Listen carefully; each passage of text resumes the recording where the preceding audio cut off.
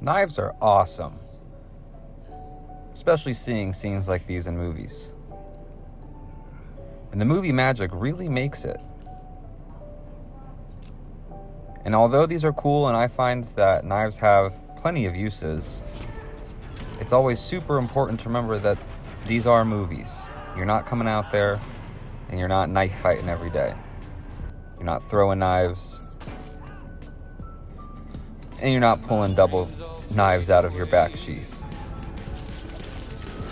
So although they have their uses for day-to-day tasks and even for self-defense, which I've talked about a lot of times, just remember, never bring a knife to a gunfight.